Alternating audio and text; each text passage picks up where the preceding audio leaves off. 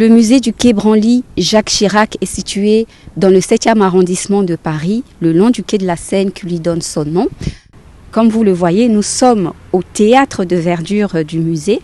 Pour l'histoire, le musée est ouvert au public depuis le 20 juin 2006 sous l'impulsion de Jacques Chirac. Son architecture rejoint la singularité des œuvres qu'il abrite. Le musée crée des ponts entre les cultures et suscite la curiosité à travers ombre et lumière. D'ailleurs, nous avons absolument à découvrir ici, et vous allez le découvrir tout à l'heure, jusqu'au 10 avril 2022, une part de l'ombre du Congo à travers l'exposition La part de l'ombre, sculpture du sud-ouest du Congo. Et cette exposition, nous la visiterons du côté de la mezzanine est du musée. Un regard ethnographique et esthétique sur la région avec des œuvres exposées pour la première fois. C'est donc une grande exposition dans un haut lieu de culture à découvrir absolument. Et donc aujourd'hui, le mythique musée nous ouvre ses portes à AFC, Actualité d'Afrique centrale, à 3 en 1 Afrique, l'interview by Carmen, pour recevoir une grande figure de la télévision congolaise, une femme que je vous invite à découvrir. Mais bon, je change d'avis, je vous donne déjà son nom. Il s'agit d'Aline France Etokabeka, directrice des programmes de télévision nationale congolaise et présentatrice de la grande émission Alinéa. Suivez-moi.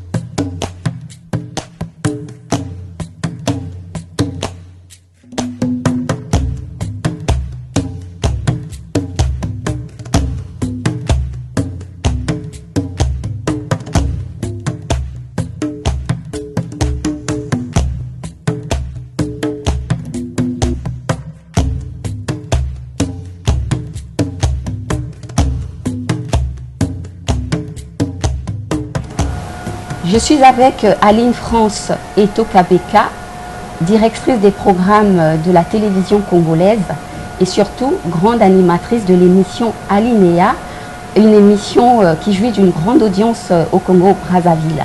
Et derrière moi, vous avez cette œuvre, cette statuette qui vient de la RDC, exposée ici au musée, qui représente la maternité Bwanga, donc de la région du pays de la RDC. Je vais commencer tout de suite avec Aline. Bonjour Aline. Bonjour Carmen. Heureuse de te voir Aline. Mais c'est surtout moi, je me sens très honorée. Merci pour l'invitation. Alors, un endroit emblématique pour recevoir une grande dame, Aline. Très emblématique, mythique, oui. Historique, qui fait partie de l'âme de l'Afrique. Connaissons la définition même de cet endroit, ses caractéristiques et son histoire. C'est un honneur en tout cas, merci. Ok. Moi je sais que vous êtes éprise de culture également. Voilà pourquoi je vous ai emmené au Quai Branly pour parler de vous. Wow. Pour parler de vous, pour parler de ce que vous faites à Télé Congo. Et surtout de votre émission Alinéa, une émission que j'aime beaucoup, qui apporte beaucoup de fraîcheur à la télévision congolaise, hein. Je le dis. Hein. C'est très bien de le savoir. Vous êtes la directrice des programmes, et donc j'espère qu'on en aura d'autres, des émissions comme celle-ci. J'espère bien. D'accord. Alors, vous avez été, Aline, présentatrice du JT, et ensuite propulsée à la direction de l'information. Et qu'est-ce qui justifie votre réussite selon vous ? Alors, avant de parler de réussite, je voulais préciser quand même quelque chose. Oui.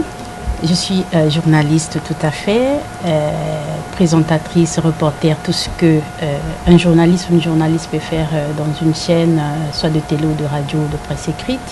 Donc j'ai accompli toutes ces tâches. Je dis accompli, je parle au présent parce que le métier, il est là. Je suis toujours journaliste au-delà de mes fonctions. D'accord. Donc je suis nommée directrice de l'information étant journaliste présentatrice des journaux de 20 heures. Oui. Et pendant mes fonctions de directrice de l'information, j'ai toujours exercé Et j'ai toujours présenté des journaux et j'ai toujours fait aussi des reportages, bien que rarement.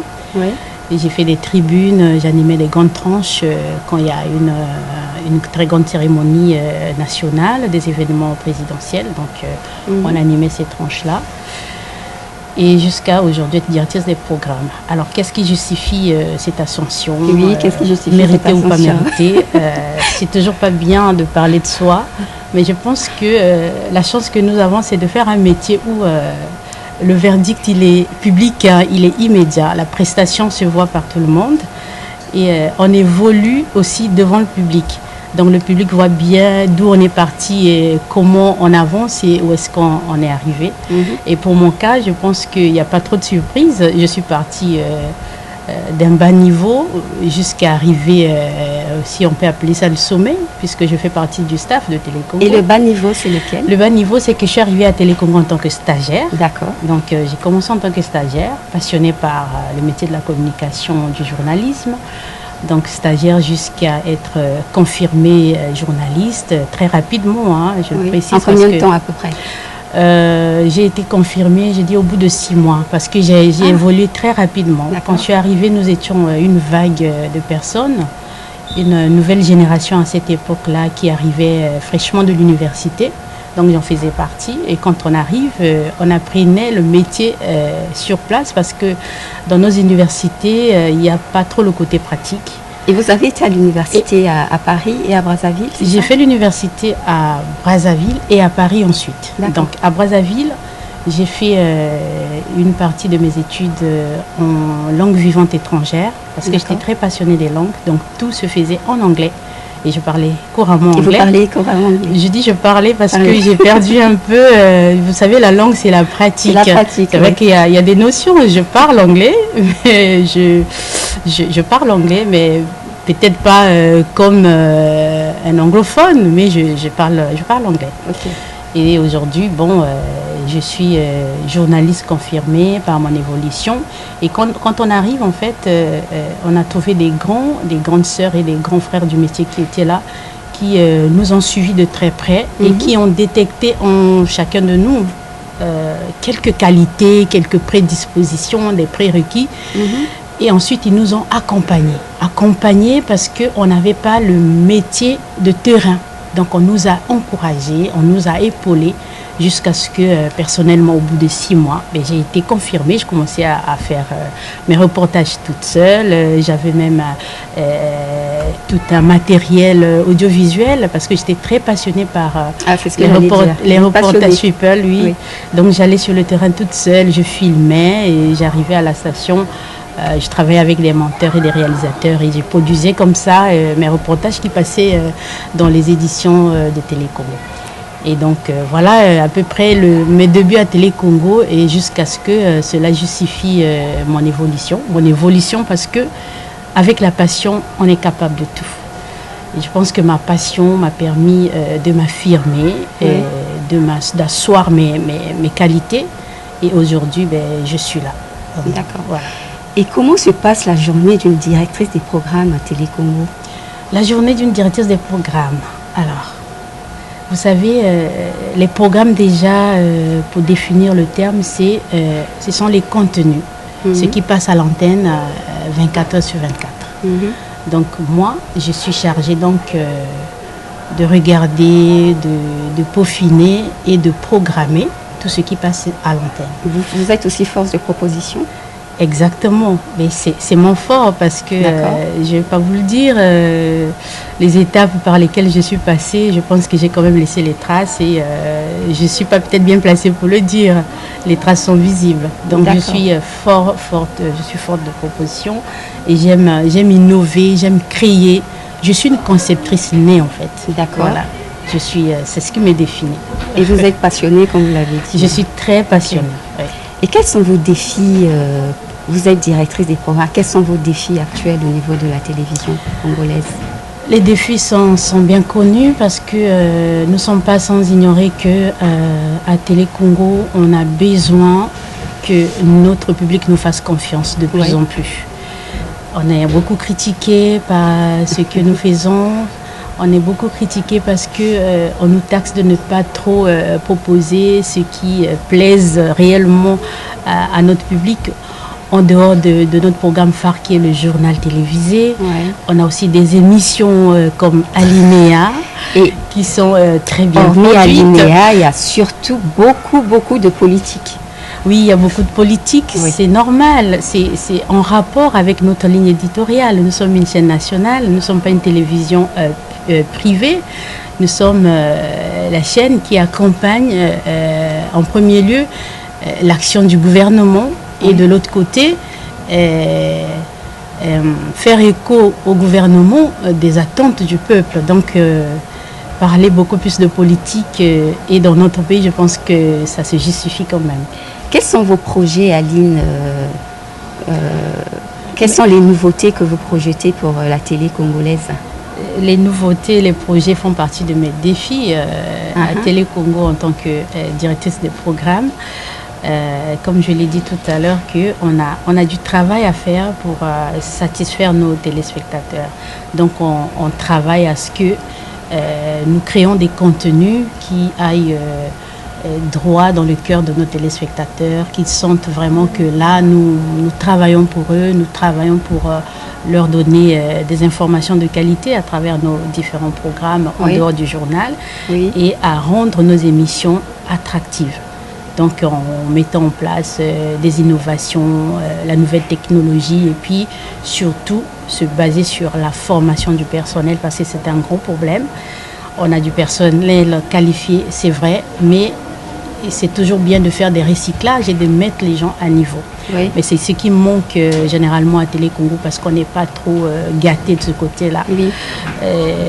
Nous, aujourd'hui, si on est arrivé là parce qu'on avait un peu de l'audace, on avait de la volonté, un peu de passion qui nous a poussé avec notre curiosité d'aller voir un peu partout, d'avoir le courage aussi parfois d'abandonner, de partir ailleurs, regarder comment ça se passe, aller se former, aller faire des séminaires, des conférences, aller encore avoir des diplômes un peu plus pour justement se rendre compétitive, non pas seulement au niveau national, mais aussi au niveau international, parce que notre métier, c'est un métier universel.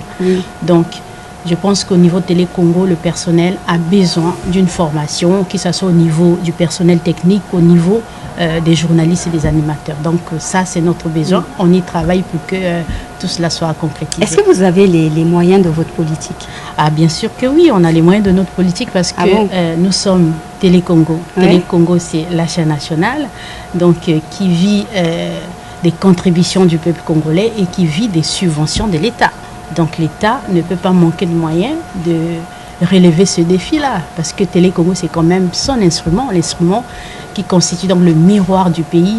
Donc nous avons toute notre place dans le développement national et donc le gouvernement a tout son intérêt à investir à Télé Congo pour que les choses marchent. Oui, on attend. Attendez, ça viendra et je pense que votre attente ne sera plus longue. Très bien. On va parler d'Alinéa, Aline. Donc Alinéa vient de votre prénom. Oui, Alinéa vient de mon prénom Aline. Vous voyez là, ça montre mon côté créatif en répondant justement à votre question précédente. J'ai pensé à quelque chose d'atypique que de créer une émission avec un nom bateau comme tous les titres qu'on voit quasiment dans nos chaînes. J'ai voulu faire quelque chose de frais, de réfléchi, qui me représente moi réellement. C'est vraiment la fraîcheur. Et donc ça tombait bien que je porte un prénom qui facilement s'apparente à un mot qui soit dans le dictionnaire français. Et donc, en raisonnant sur le contenu de mon émission et en réfléchissant, en pensant à d'autres concepts, je suis arrivée à m'arrêter sur Alinéa. Et je pense que ça me représente très bien. Hormis la culture, parce que vous êtes là pour la culture. Tout à fait. Hormis la culture, je pense que vous ferez... c'est une idée pas mal, ça aussi, pour Alinéa. Alinéa, c'est une émission de proximité. C'est une émission qui traite de toutes les questions qui concernent le développement, l'innovation, la promotion de l'entrepreneuriat. Oui. Alinéa donc touche tous les sujets, donc que ça soit politique, culturel, économique. D'accord. Donc la culture, oui, a toute sa place dans Alinéa. Ça me fera plaisir d'animer une émission. Le musée du Quai Branly, Jacques Chirac, nous ouvre ses portes. Vraiment, c'est 3 ans Afrique est ravie de recevoir Alinéa. Merci. Dans ce haut lieu de culture. Merci bien. Et donc on va continuer sur Alinéa.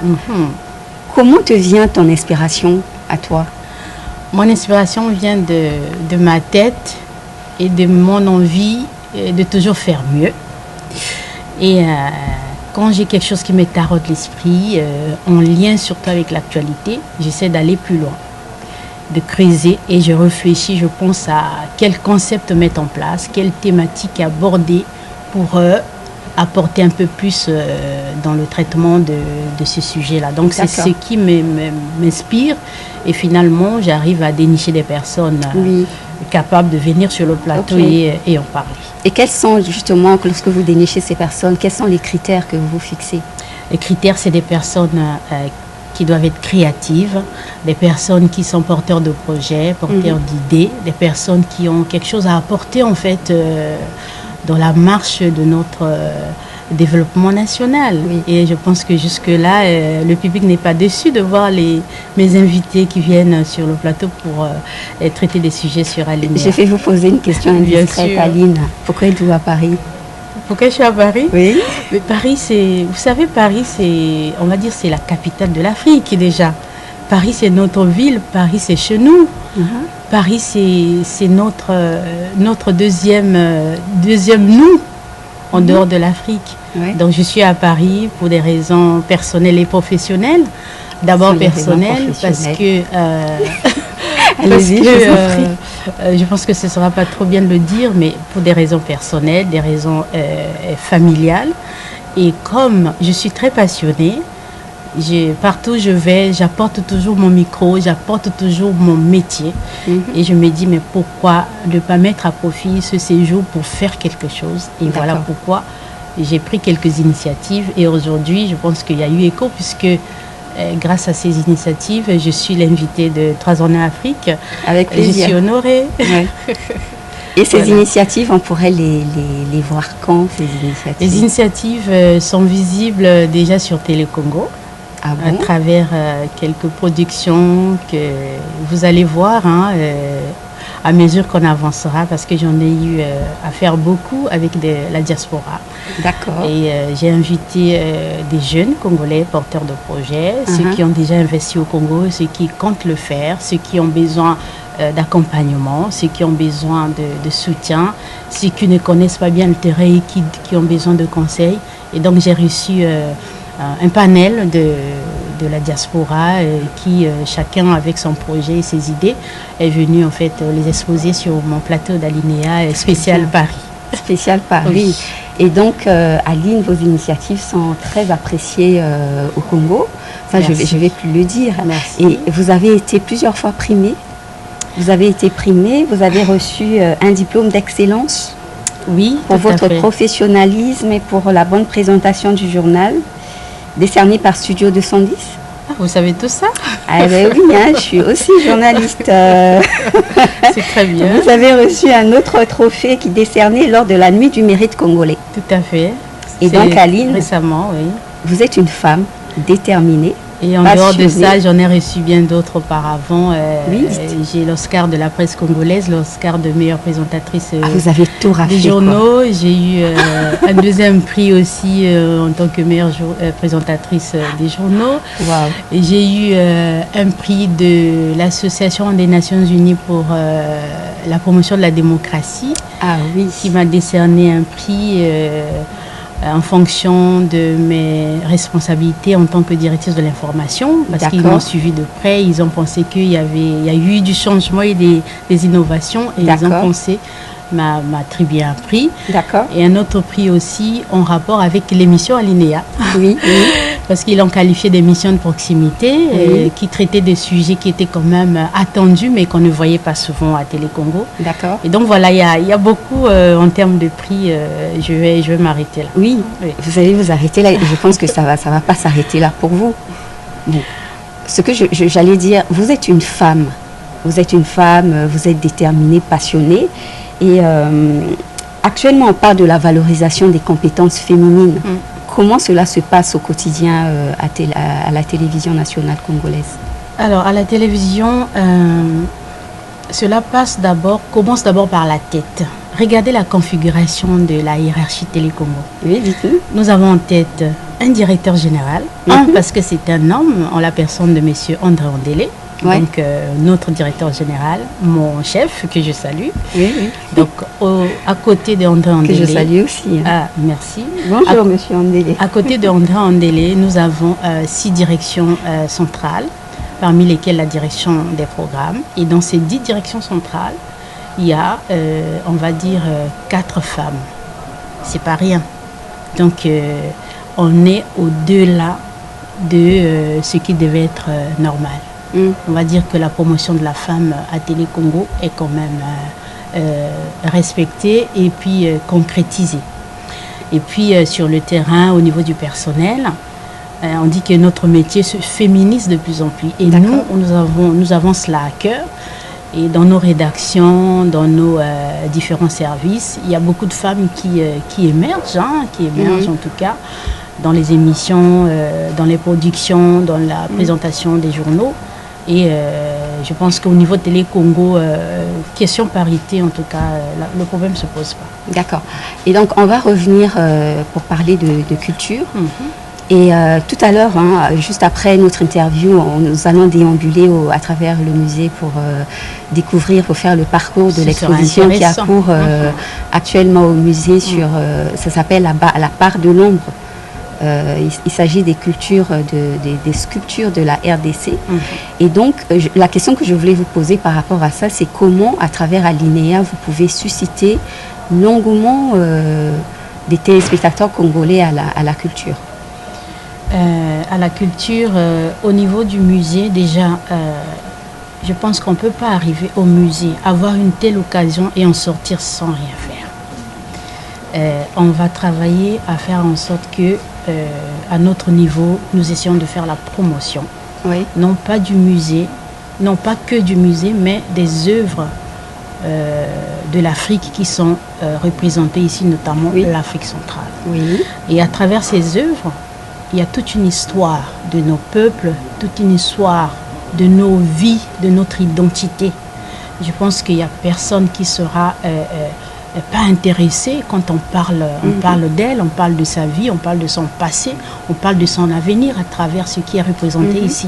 Et je pense que ça, c'est déjà un pas important pour susciter l'intérêt de notre public à adhérer à ces initiatives du musée du Quai Branly. D'accord. Ouais. Alors, on va parler maintenant de Télécongo, les sujets qui fâchent, Aline.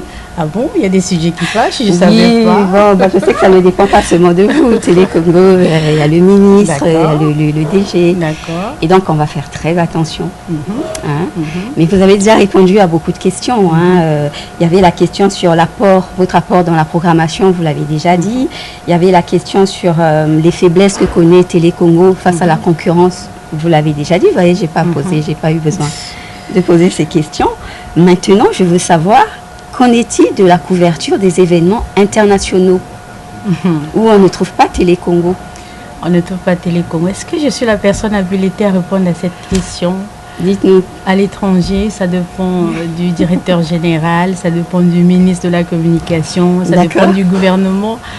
Ça dépend aussi de comment est configuré Télécongo. Est-ce que Télécongo a carte libre pour aller couvrir les événements à l'étranger? Est-ce que Télécongo a des moyens appropriés pour le faire? Télécongo a un accompagnement pour le faire. Je pense que la question devait se poser au niveau de la racine. D'accord. Parce que si on pouvait le faire, nous sommes comme des soldats. Là où la guerre, là où le combat nous appelle, on arrive sans condition.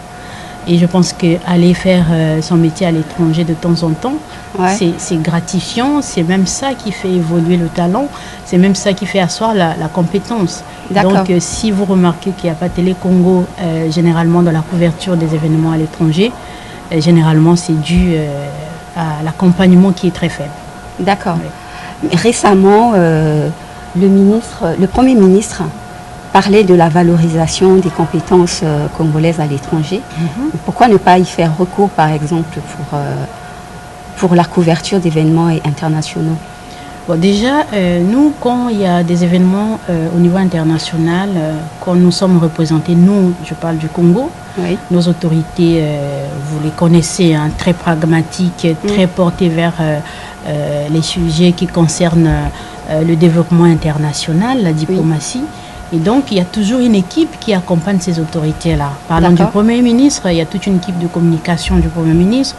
Le président de la République, il y a la presse présidentielle qui est toute une direction au niveau de la présidence de la République.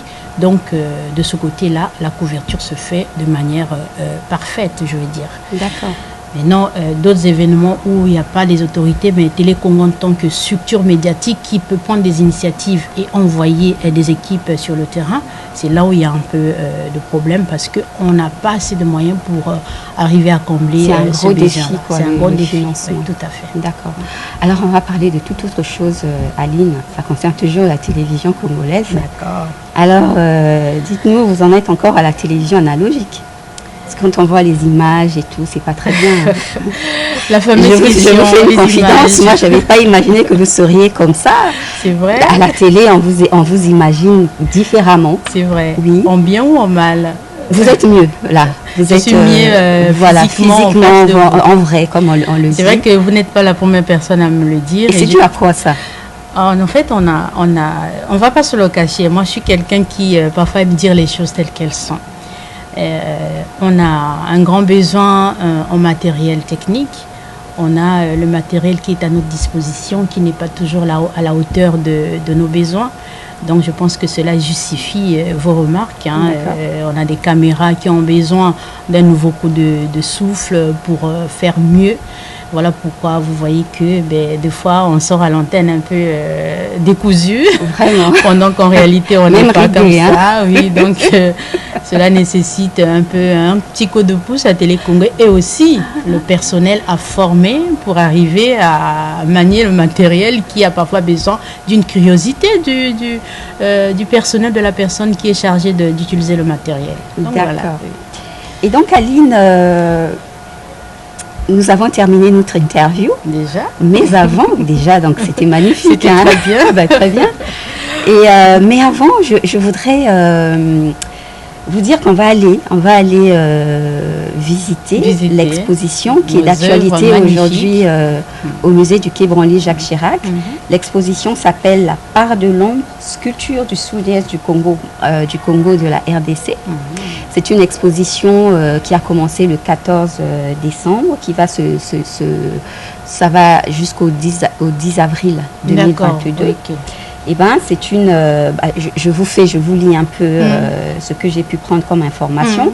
C'est une exposition conçue par Julien Volpert, qui est conservateur spécialiste de l'Afrique subsaharienne. Et donc, c'est une exposition qui intervient 5 ans après celle du Jourdain au Congo, art et christianisme en Afrique centrale. C'est une nouvelle collaboration avec le commissaire à travers l'Africa Museum et c'est un profond motif de satisfaction justement pour le musée du Quai Branly Jacques Chirac. Et donc nous allons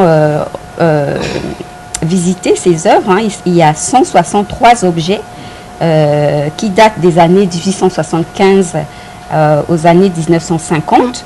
Pour la plupart, ce sont des objets qui n'ont jamais été exposés. Ce sont des statues, et puis d'autres cultures en ivoire, des statues en bois que nous allons découvrir.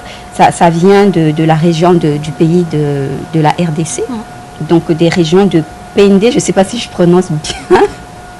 Wazulu qui réalise l'émission, et de la RDC. Wazulu, tu vas nous dire. Alors, est-ce que je prononce bien? Ça vient de Pende, de Yanzi, des Mbala, des Yaka, des Kwese. C'est bien ça? Et des Sakata, des Mbala, je l'ai déjà dit. Et voilà, c'est une exposition que je t'invite à découvrir. La RDC à l'honneur. La RDC à l'honneur. Avec la RDC, toute l'Afrique centrale et le Congo-Brazzaville en particulier. Oui, et je précise qu'ici, vous verrez les œuvres également du bassin du Congo. Il y a toutes les œuvres du bassin du Congo. Il y a des œuvres du Congo-Brazzaville. Il y a la fameuse statuette qui est ici, que de temps en temps, quand je viens au musée, je passe toujours par là pour regarder. Et donc, Aline, je t'invite à aller parcourir le musée et découvrir la collection. Super. Merci Aline. Conçu par Julien Volper, conservateur spécialiste de l'Afrique subsaharienne à l'Africa Museum de Tervuren, l'exposition La part de l'ombre, sculpture du sud-ouest du Congo, dévoile une production artistique de la région Bandundu, ancienne province de la République démocratique du Congo, une région riche mais encore méconnue. Une révélation du sud-ouest du Congo. Le sud-ouest congolais constitue un vaste territoire regroupant les provinces actuelles du Kwango, du Kwilu, du Mai-Ndombe et de Kinshasa, soit une population de plus de 28 millions d'habitants et un territoire d'une très grande superficie. La part de l'ombre, sculpture du sud-ouest du Congo, permet de découvrir 163 objets datant des années 1875 à 1950, pour la plupart jamais exposés, 9 pièces de ces collections étant montrées de façon exceptionnelle au public. L'exposition entend éclairer une production plus discrète, celle de la statuaire en bois, et en donner plusieurs clés d'analyse. Des œuvres créées par les Yaka, les Pende, les Tchokwe, les Dombe et les Soukou, et par des groupes plus discrets comme les Yanzi, Bouma, Liembe, Sakata ou Mbala, présentés et analysés dans cette exposition, de leurs caractéristiques typologiques, iconographiques et stylistiques aux détails de leurs usages. Les objets réunis laissent entrevoir un territoire artistique et culturel immense qu'institutions et historiens de l'art ont jusqu'à présent timidement arpenté ou simplement tenu à l'écart. Pendentifs en ivoire et parure, une statuaire en bois, masques et instruments divers comme les sièges, les coupes à boire, les cannes, les chasse-mouches, souvent investis de pouvoirs sacrés. Selon Emmanuel Casarecou, président du musée du Quai Branly Jacques Chirac, l'érudition et la curiosité sensible de Julien Volper, commissaire de l'exposition, font de la part de l'ombre, sculpture du sud-ouest du Congo, une exposition importante pour le progrès des savoirs sur les arts, l'histoire et les cultures du Congo. Rappelons que l'exposition est le fruit d'apports multiples. Environ 80% des objets de l'exposition proviennent des collections du Musée royal de l'Afrique centrale de Tervuren, mais également d'autres institutions comme le Musée international du carnaval et du masque en Belgique ou le Musée ethnologique d'Hambourg en Allemagne. Vous êtes invités à découvrir l'exposition La part de l'ombre, sculpture du sud-ouest du Congo jusqu'au 10 avril 2022 au musée du Quai Branly Jacques Chirac, 37 Quai Branly Paris 7. L'exposition est ouverte au public les mardis, mercredis, vendredis, samedis et dimanches de 10h30 à 19h et le jeudi jusqu'à 22h. C'est la fin de notre émission 3 en 1 Afrique avec pour invité principal la grande journaliste de la télévision congolaise Aline France Etokabeka, avec qui j'ai eu le plaisir de visiter les œuvres de l'exposition sur les sculptures congolaises au musée du Quai Branly Jacques Chirac. Je tiens à remercier l'administration du musée du Quai Branly Jacques Chirac qui a ouvert ses portes à 3 en 1 Afrique et à FC Actualité d'Afrique centrale pour nous avoir accordé un plateau dans ce lieu emblématique de la culture. Encore une fois, merci à toute l'équipe qui m'a accueilli ici et je remercie également le réalisateur derrière la caméra, Jules Ouazoulé, qui m'accompagne toujours. Merci Jules, toi qui es derrière la caméra. Je précise que Jules est encore réalisateur des émissions Samedi Privé et Nayambi. Encore une fois, merci. On vous espère nombreux au musée du Quai Branly pour l'exposition et pour d'autres à venir sur le Congo, le bassin du Congo et toute l'Afrique. Merci encore une fois et à très bientôt. Au revoir.